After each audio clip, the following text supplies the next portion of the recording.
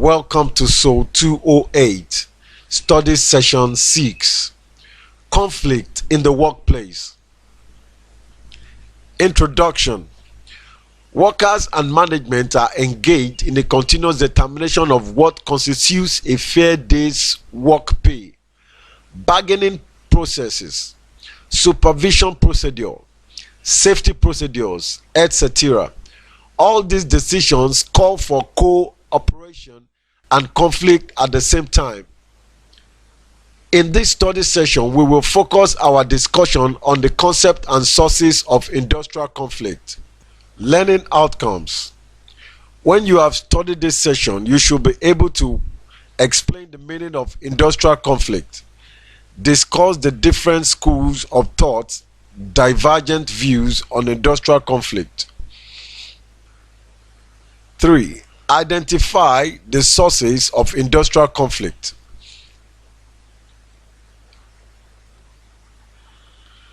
Defining industrial conflicts. A harmonious working relationship is expected to exist in any work organization. Any business enterprise must build a true team and wield individual efforts into a common effort. Each member of the enterprise contributes something different, but they must all contribute towards a common goal. Their efforts must all pull in the same direction, and their contributions must fit together to provide a whole without gaps, without friction, without unnecessary duplication of effort. Drucker, 1989. But this does not wholeheartedly exist. There exists industrial conflict. What is industrial conflict? Osa, Dubin and Ross, 1954, define industrial conflict as the total range of behavior and attitudes that express opposition and divergent orientations between individual owners and managers on the one hand and working people and their organizations on the other. The above definition is restrictive because it sees industrial conflict as what happens between two opposing groups, owners and managers versus workers and unions. However, there exists intra-management conflict, intra- and intergroup conflicts of workers and their management.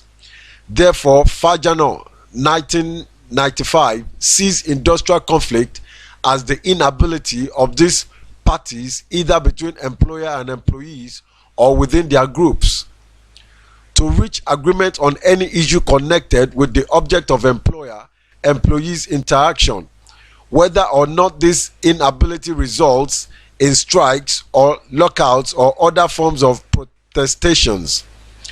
Industrial conflict may be organized or unorganized. Organized conflict is likely to form part of a conscious strategy to change the situation, which is identified as the source of discontent. In unorganized conflicts, the worker responds to the situation in the only way open to him as an individual, that is, by withdrawal from the source of discontent or individual sabotage and rudeness. Such reaction rarely derives from any calculative strategy. Indeed, unorganized expressions of conflict are often not regarded as conflict by the persons in the situation. There is a wide variety of industrial conflict which may take the form of peaceful bargaining and grievance handling, boycotts, political action, restriction of output, sabotage, insubordination and physical attack, absenteeism, personal turnover, ban on overtime and strike. Otobo, 2005. Alan Fox, 1966-1973, grouped explanation of industrial conflict into two schools of thought, namely unitary and pluralist. Schools of thought in industrial conflict. Unitary school of thought.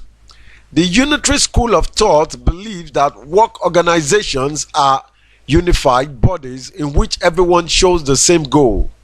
Since firms have common goals, The tendency is thus to present employees as members of a team or family sharing a common destiny. This is often allowed to the management side. Management believes that firms' goals accommodate employees as members of a team or family sharing a common destiny. October 2000. This view of unitarism has been buttressed by Fiedler 1981, who said that chief executives do not imagine two sides existing within their respective firm. Also, Crouch 1982 maintained that the bottom issue in industry is the need for sufficient good communications and sufficient goodwill that will eliminate conflict, and trade unions will be unnecessary. Pluralism school of thought. Pluralists assume roughly equal balance of power between employer and workers, and mediated upon by external power, the state. It is assumed that the state, external mediator, is neutral in the intervention of the relationship between employers and workers.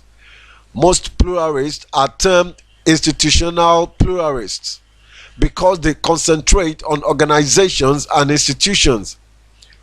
Trade unions, employers, organizations, etc. in their analysis rather than on persons or groups of individuals and their thoughts and actions. Clegg 1975 maintained that each group and organization has its own source of authority, and whenever there are separate sources of authority, there is the risk of conflict. Thus, when organizations are in conflict, they may apply pressure to persuade each other to make concessions. Wood and Elliott 1977 posit another view by arguing that analysis should move away from assumptions of a natural tendency towards order. They assert that industrial conflict is ubiquitous and total, that trust and cooperation are either impossible or, where they appear to exist, are the outcome of manipulation by power groups in society. Sources of industrial conflict. The sources of conflict in industry are numerous, some of which are peculiar to respective organizations and industry, and others located outside the enterprise. That is, sources of conflict can be either internal or external. October 2005 highlighted both internal and external sources as A. Internal, style of management. 1. Nature of physical environment of the workplace. 2. Orientation or social consciousness of workers. 3. Conditions of service. 4. Efficacy of other. Take 2. 4. Efficacy or otherwise of the promotion system. And 5. Cumbersomenesses of grievance and disputes procedure. B. External, government's industrial and economic policies. 1. Nature of labor legislation. 2. Unpatriotic and unethical behavior of political class. 3. National economic mismanagement. 4. General distribution of wealth and power in society. And 5. Nature of the capitalist economy. Fajano 1995 looked at sources of industrial conflict from both internal and external angles. He said the internal sources are based on the opposed nature of the interests of the employers and employees. While employers seek the highest profit level and minimal cost, employees, or through their unions, want the best or highest return for their labor or better and safer condition of service. The external sources are similar to that of October 2005. Again, the intervention of state can spark off conflict. For instance, government wage freeze during inflation can lead workers to demand for increase in salaries due to reduction in disposable income, while employers will show resentment towards such workers' demand. Therefore, three main grievances can be identified internally. They are employers' grievances, individual workers' grievances, and group union grievances. 1. Employers' grievances emanate from dissatisfaction with individual workers' attitude, especially in areas of discipline, regards for public rules, orders, and safety regulations, doing a good job, unfair labor practices from unions, violation of agreements, misinterpretation of contracts, misinterpretation of management's position to workers, conducting union activities during working hours, etc. 2. Individual workers' grievances. This can arise from employers not being able to meet workers' needs in form of love, belongingness, esteem, recognition, personal development, subsistence, safety, and physiological needs.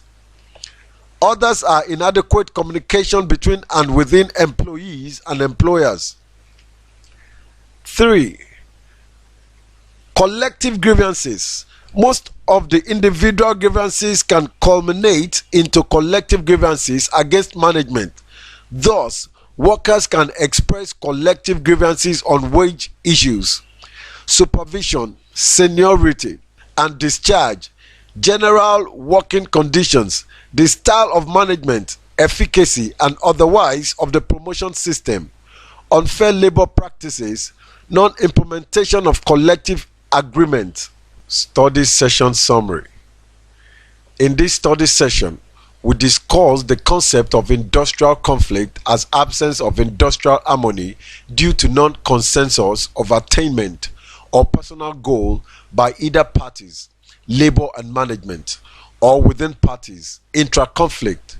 You also learned about the different schools of thought and sources of industrial conflict. End of study session 6. Thank you for listening.